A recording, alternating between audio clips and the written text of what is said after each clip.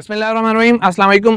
जून and हो रहा है और ये वक्त है गर्मी वाले प्याज की तैयारी का। लेकिन अगर आप लोग अभी तक इस बारे में कंफ्यूज हैं कि गर्मी वाला प्याज आप लोगों को लगाना चाहिए या नहीं लगाना चाहिए, जैसे कि पिछले साल लगाने वालों को नुकसान हो चुका है, तो उसको थोड़ा सा क्लियर करने के लिए एक डिटेल वीडियो मैंने बताई है, जिसका लिंक डिस्क्रिप्शन के अंदर मौजूद है या आप ऊपर भी देख सकते हैं। वहां पे जाएं, इस वीडियो को देखें, इंशाल्लाह आपको ये डिसीजन लेने के अंदर आसानी होगी कि ये प्याज आप लोगों को लगाना चाहिए या नहीं लगाना चाहिए। और अगर आप लोग वीडियो देखकर ये डिसाइड कर चुके हैं कि आपको ये प्याज लगाना है, तो ये वो वक्त है जब आपको तैयारी शुरू करनी होगी। गर्मी वाला प्याज लगाने से 1 से 1.5 महीना पहले उसकी तैयारी शुरू की जाती है, ताकि आने वाले मसाइल को कम किया जा सके।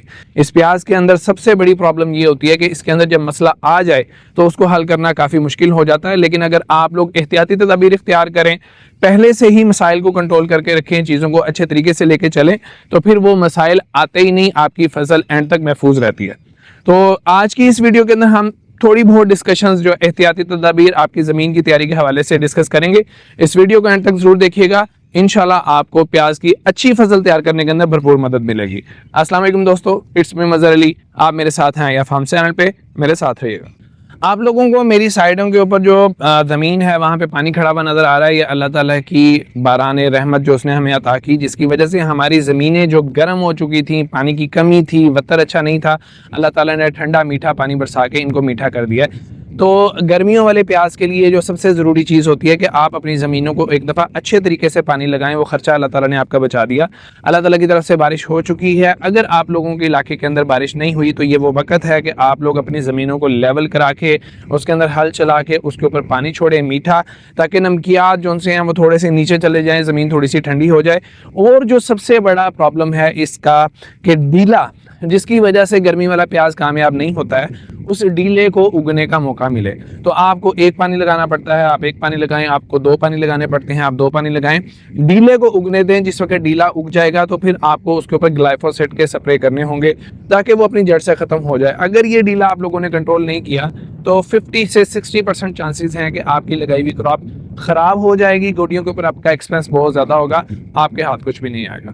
अब जब डीला वगैरह आप लोगों ने ख़त्म कर लिया, तो फिर अगली चीज़ हो जाती है पनीरियों की तैयारी। तो आप लोग अगर अपने इलाके के अंदर पनीरी तैयार कर सकते हैं, आपको लगता है कि आपका इलाके में पहले भी पनीरी तैयार होती है, तो करें। लेकिन मेरा ज़ाती एक्सपीरियंस ये है कि गर्म इलाकों के अंदर, ख़ासतौर पर पंजाब, सेंट्रल पंजाब के अंदर इसकी पनीरियाँ तैयार करनी बहुत मुश्किल हैं। तो जो एक्सपर्ट लोग हैं सिंध के अंदर मौजूद हैं, या फिर वादी सून के अंदर जैसे हम लोग तैयार कर रहे हैं, तो वहाँ पे बुकिंग करवा के आप अच्छी पनीरी तैयार करवाएं। अगर आपकी पनीरी बीमार होगी, वायरस का शिकार होगी, फंगस का शिकार होगी, तो आपकी फसल के अंदर वो फंगस आ जाएगी। थ्रू आउट द सीजन आप लोग परेशान रहेंगे। लेकिन अगर आपकी पनीरी अच्छी है, पनीरी के अंदर किसी किस्म का प्रॉब्लम नहीं है, तो फिर आप इंशाल्लाह पूरे सीजन के अंदर तकलीफ से महफूज रहेंगे। तो पनीरी की तैयारी करें, खुद करनी है खुद करें, बुकिंग करवानी है बुकिंग करवाएं, अच्छा सीड लेके उससे पनीरी तैयार करें। इधर आपकी पनीरी तैयार हो रही है, इधर आप लोगों ने पानी लगा के डीला उगा के उसको मार लिया। तो आने वाले 15 दिनों के अंदर आपको ये करना है कि जिप्सम और जो गोबर की खाद है वो आप लोगों को इसके अंदर डालनी है। अब इसमें कुछ एहतियातें हैं। पहली बात तो ये कि गोबर की खाद इस्तेमाल करनी है, मुर्गी खाने की रूढ़ी इस्तेमाल नहीं करनी है। मुर्गी खाने की रूढ़ी के अंदर थोड़ी सी गर्म तासीर होती है, आपका प्याज खराब हो सकता है। गोबर की रूढ़ी के अंदर वो तासीर थोड़ी सी कम होती है। गोबर की रूढ़ी भी वो इस्तेमाल करनी है जो कम अज़ कम 2 साल या 1 साल वहाँ पे पड़ी रही हो, क्योंकि हमारे जो जानवर हैं वो जो चारा खाते हैं उसके अंदर जड़ी बूटियों का बीज होता है। अगर आप ताज़ा इस्तेमाल करेंगे तो फिर उस सूरत के अंदर अमोनिया के प्रॉब्लम की वजह से ज़मीन की ज़रख़ेज़ी भी मुतासिर होगी, और जो बीज उसके गोबर के अंदर आ गए हैं वो आपकी फसल के अंदर आके जड़ी बूटियों के मसाइल पैदा करेंगे, जिसकी वजह से गोडी के अखराजात आपको ज़्यादा पड़ेंगे। तो आपको गोबर की गली सड़ी खाद वो 3 ट्रालियाँ डालें, वो 4 ट्रालियाँ डालें, वो 5 ट्रालियाँ डालें, जितनी आपकी सख्त हो उतनी आप डाल सकते हैं।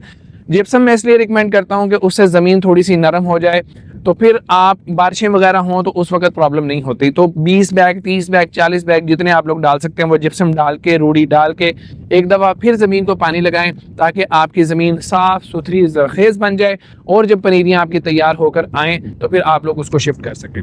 अब आप इस प्याज को लगा कब तक सकते हैं?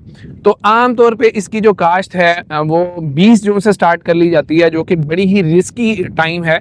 तो इसका जो सेफ टाइम शुरू होता है वो 10 जुलाई से लेके तकरीबन एंड अगस्त और तकरीबन सितंबर के पहले 10 दिन भी इसकी काश्त होती रहती है। तो आप लोगों के पास अब ये काफ़ी लंबा टाइम है तैयारी का, अभी से तैयारी करेंगे तो आने वाले टाइम के अंदर मैं आपको गाइड करता रहूँगा कि कौन कौन सी एहतियाती तदाबीर आप लोगों को करनी चाहिए। उम्मीद है इस वीडियो से आपको कुछ मदद मिली होगी। आप लोगों के अगर कुछ क्वेश्चंस हैं तो नीचे दिए गए नंबर के ऊपर कॉल करके या मैसेज करके आप अपना सवाल हमसे पूछ सकते हैं। वीडियो के नीचे कमेंट करके भी आप पूछ सकते हैं। मैं इंशाल्लाह कोशिश करूंगा आपके हर सवाल का तसल्ली बख्श जवाब देने की। मज़हर अली को इजाज़त दीजिए। अल्लाह हाफ़िज़।